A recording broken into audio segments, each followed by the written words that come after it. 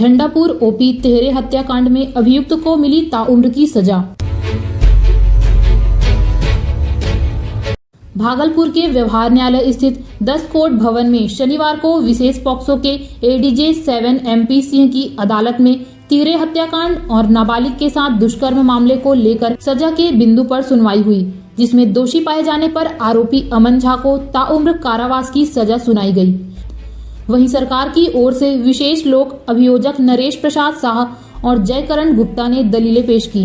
दरअसल मामला पुलिस जिला नौगछिया के बिहपुर स्थित झंडापुर ओपी का है, जहां मामले में अभियुक्त अमन झा और उसके 2 सहयोगी ने नाबालिग के साथ दुष्कर्म की घटना को अंजाम दिया, जिसका विरोध करने पर आरोपियों ने पीड़ित पक्ष पर कुल्हाड़ी और चाकू से उनकी हत्या कर दी। वहीं पूरे मामले को लेकर स्पेशल पॉक्सो के दोनों विशेष लोक अभियोजक ने बताया कि इस मामले में दुष्कर्म व हत्या करने के जुर्म में कई धाराओं के तहत आरोपी को दोषी करार दिया गया।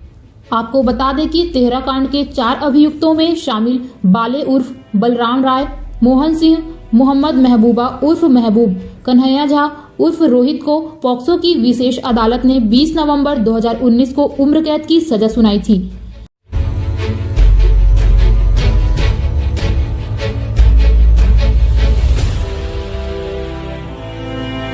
इस केस में मुद्दालय को जीवन के अंतिम सांस तक, जब तक वो जीवित रहेगा वो सजा काटेगा। इसकी जो मृत्यु होगी तो डेड बॉडी ही बाहर निकलेगा। दूसरा, इस कारण क्या हुआ घटना का कारण यही था कि विक्टिम जो लड़की थी नाबालिग, वो चापाकल पर अपने घर के बाहर स्नान कर रही थी।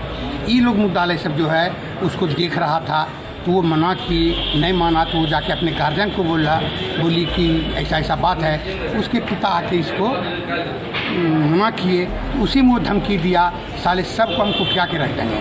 और उसके बाद ये लोग घटना किया बेरहमी से। पीड़ित पक्ष द्वारा विरोध जताने पर उनके परिवार वालों की हत्या की गई और उसके बाद घटना को अंजाम दिया गया।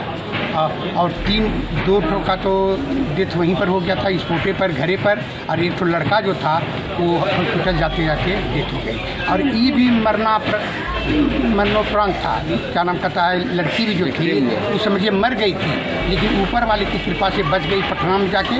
और वहाँ तब जब होश हुआ 20 दिन के बाद, तब वो बयान दी है SP साहब। ये जो है आज जो है जजमेंट हुआ थाना बीपुर कांड संख्या 509/2017, जो आज पॉक्सो केस नंबर 64/11/2017 आज जो है सेंटेंस पर हुआ था। अभियुक्त का पर आरोप यही था कि ये 3 मर्डर किया और 3 मर्डर करने के बाद ये विक्टिम को जो है गैंग रेप करके इसको जो है बलात्कार किया गया। इसमें विभिन्न धाराओं में जो है आज कोर्ट जो है सजा दिया। 148 के अंतर्गत जो है वो राइटिंग का है, जो बहुत आदमी मिल करके बाई फोर्स उसके घर में घुस गया। 456 विभिन्न धाराओं में ये जो है ये आज जो है सजा किया गया। इसको जो है 300 जो सबसे इम्पोर्टेंट पॉक्सो एक्ट का 3 जो है धारा 3 के अंतर्गत आजीवन कारावास अंतिम सांस तक, जो गैंग रेप का था 376D, उसके अंतर्गत इसको दोषी नहीं पाया गया। लेकिन 376 का जो पॉक्सो एक्ट 3 के अंतर्गत आज इसको सजा दिया गया अंतिम सांस तक। और विक्टिम को जो है इसको सरकार की ओर से जो मुआवजा मिलेगा उसको जो है 20 लाख रुपया उसको, और 2 भाई बचा है, 2 भाई जो बचा है बचा हुआ जिंदा, उसको 10 लाख रुपया सरकार की ओर से मुआवजा के लिए।